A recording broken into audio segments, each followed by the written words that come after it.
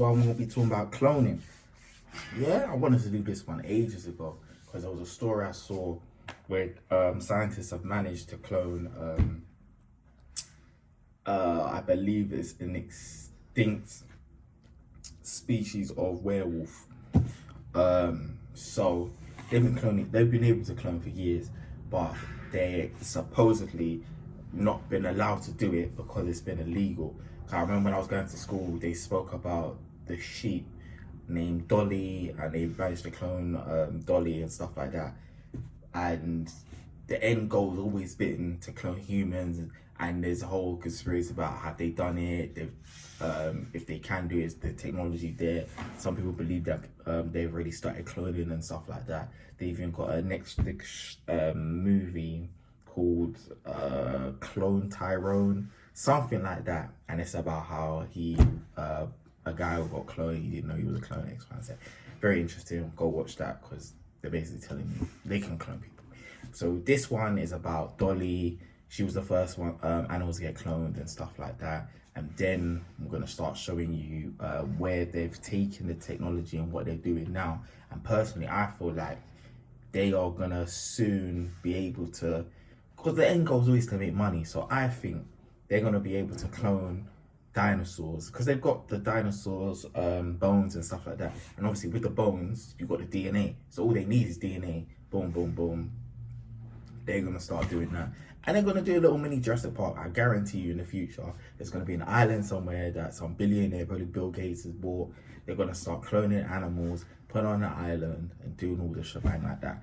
Do you know how much money that's going to make if they can bring back T-Rexes and all of that stuff? I mean, mind-blowing, isn't it? So, yeah, they've got that stuff. Yeah, so let's get into this.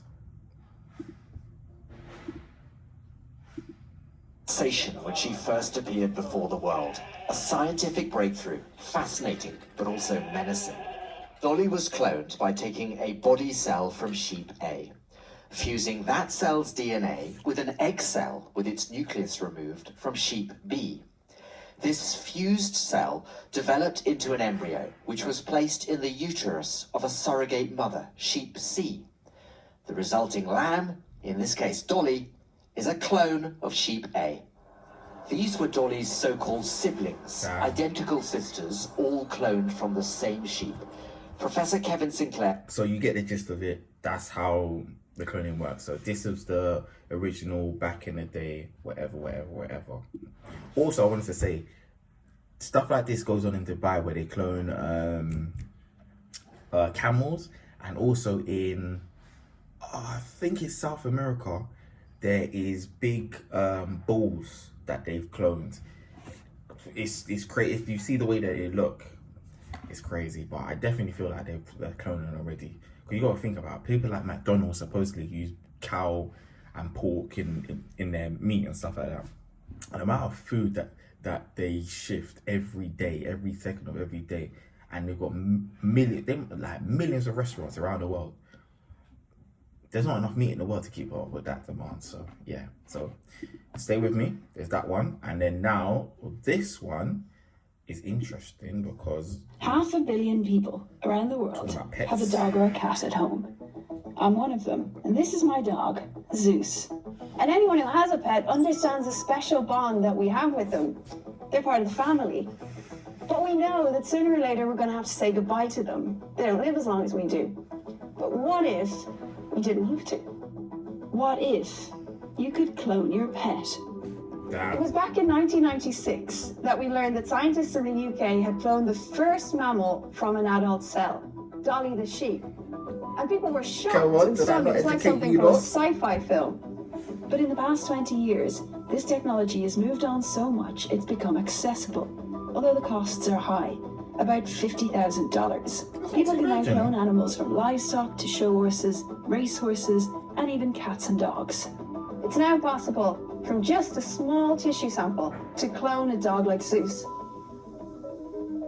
Austin, Texas is home to one of America's largest cell storage facilities for pet cloning.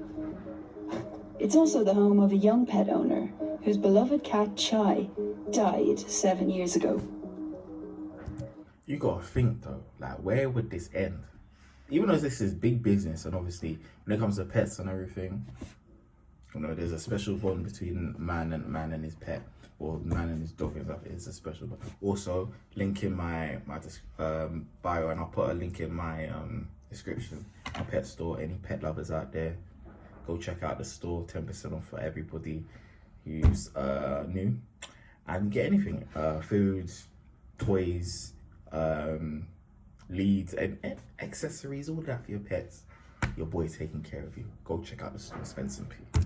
This is Belle, and my name is Kelly, and I cloned my cat. A lot of people think that I wanted to bring my cat back from the dead, but that really was not the case at all. I just wanted to carry on a piece of my cat.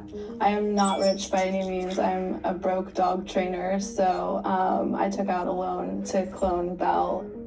Cloned animals are essentially genetic twins to their original. Like human twins, they can look different. It all depends on how they develop in the womb. Even their fur pattern can be different.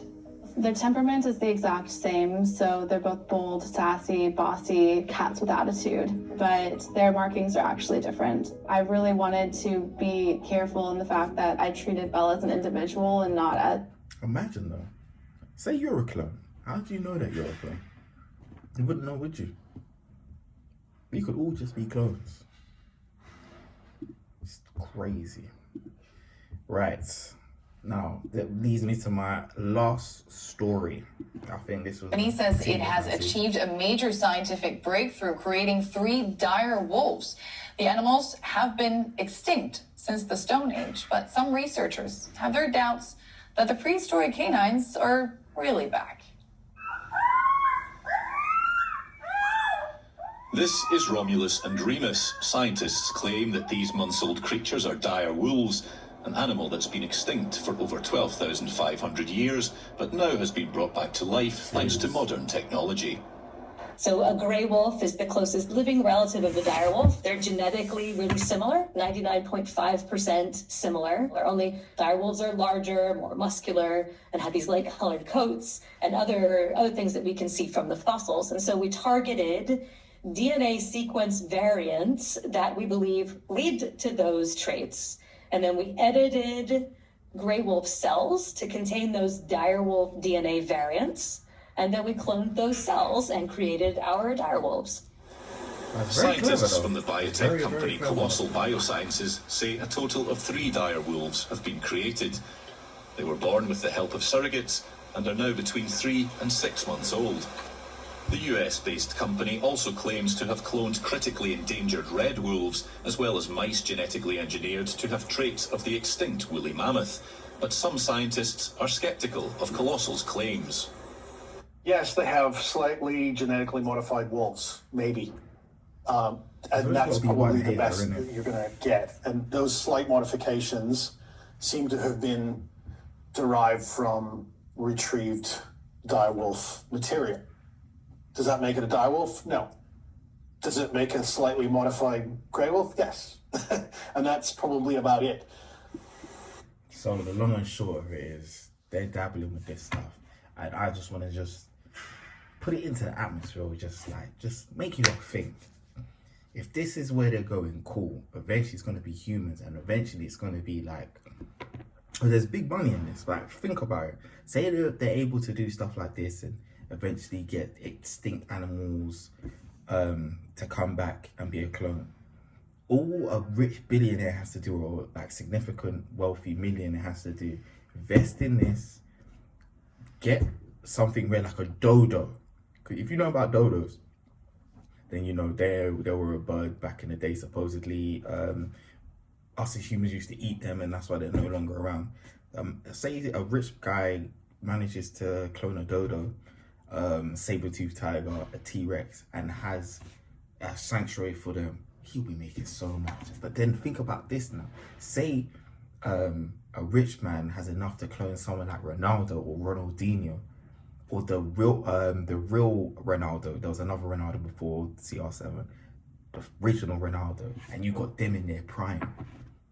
Imagine having the little football tournament of the legends from back in the day. Everyone would pay to see that. That's crazy.